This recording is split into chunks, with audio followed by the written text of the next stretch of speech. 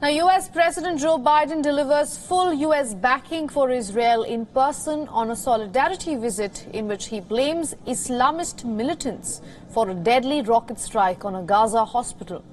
The U.S. President also announces the resumption of urgent aid to the besieged Palestinian enclave of Gaza. And on an Israel visit, UK Prime Minister Rishi Sunak aims to ensure de-escalation. I'm pleased to be here in Israel at this important time. Above all, I'm here to express my solidarity with the Israeli people. You have suffered an unspeakable, horrific act of terrorism, and I want you to know that the United Kingdom and I stand with you. I'm looking forward to my meetings later today with the Prime Minister and President, and I very much hope that they will be productive meetings. As per the Palestinian Health Ministry, 471 people were killed in the hospital strike. Israel denied responsibility, saying an initial investigation showed the strike was caused by a malfunctioning rocket fired by Palestinian militant group Islamic Jihad. Like Hamas, Islamic Jihad is proscribed as a terrorist group by the United States and other Western governments. Arab countries have almost universally blamed Israel for the hospital strike. They include Egypt, Jordan and UAE among the region's few nations that have diplomatic ties with Israel. Iranian President Ibrahim Raisi predicted the end of Israel following deadly Gaza hospital explosion. Apart from funding Hamas, Israel's arch foe backs Hezbollah in Lebanon. The Organization of Islamic Cooperation, a 57-member bloc of Muslim-majority countries, denounced Israel's backers for granting the country impunity in its war. Continuing the conveyor of Western leaders who have visited Israel in the wake of the Hamas attacks, the British Prime Minister is in Israel to seek de-escalation of the conflict.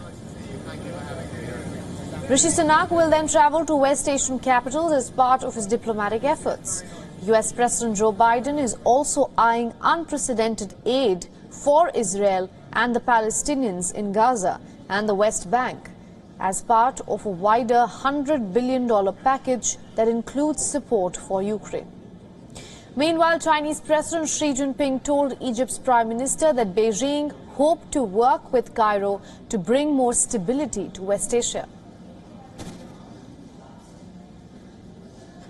You work to defend your people.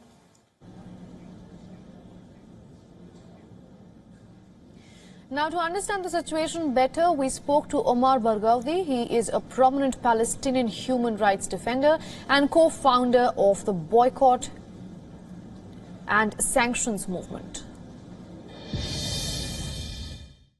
Well, it's not just a tense time, it's a time of genocide.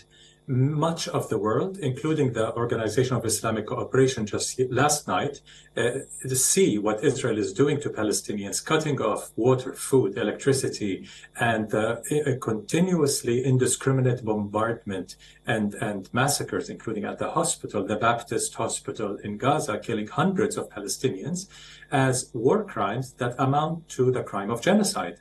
Now the world, human rights organizations are realizing that this is genocidal. More than 800 international law and genocide studies scholars have said, we accuse Israel of committing genocidal acts. This has to be investigated. So it's not precarious, it's not tense, it's acts of genocide. That's what's happening on the ground, and it has to be framed that way. The second point is that from an ethical perspective, we've got to remember there is no violence without oppression. Oppression is the root cause of violence. If we, like we in the BDS movement, a non-violent human rights movement, if you want to end all violence, let's start by addressing the root causes of violence. 75 years of settler colonialism and apartheid, that is the beginning of violence. So when Biden says he will send us some band-aids, after being a partner in genocide, no less, this is beyond insult. This is beyond something that's unethical. He's just laughing at the whole world, vetoing a UN resolution that is so horrible, yet called for some break in some minimal break in the attacks, and he vetoed it. The whole world stands against the US administration in its extremely bloodthirsty position, including the Organization of Islamic Cooperation, the Arab League, many in the Global South, China, increasingly Latin America, African states. And within the West, it's very important to point out yesterday, Jewish Voice for Peace in the United States, 500 Jewish Americans occupied a building in Congress to call for stopping the genocide, ceasefire now, not in our name.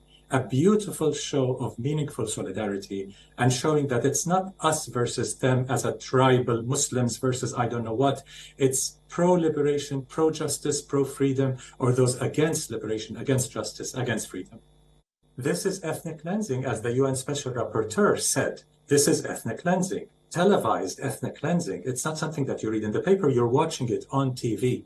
Israel has ordered the evacuation of 1.1 million. Hundreds of thousands cannot leave, possibly. And the United Nations said that it's impossible. It's a humanitarian catastrophe. That is ethnic cleansing. And some governments are standing by, supporting this, arming Israel while it's doing this. The UK, the US are extremely complicit in those acts of genocide. So is the EU and much of Europe. So it's very, very important at this point that India steps up and joins the rest of the Global South in taking a clear position. Now, the most profound moral obligation is to stop Israel's genocidal war, to stop the complicity. And silence is complicity. Equivocating between oppressor and oppressed is complicity.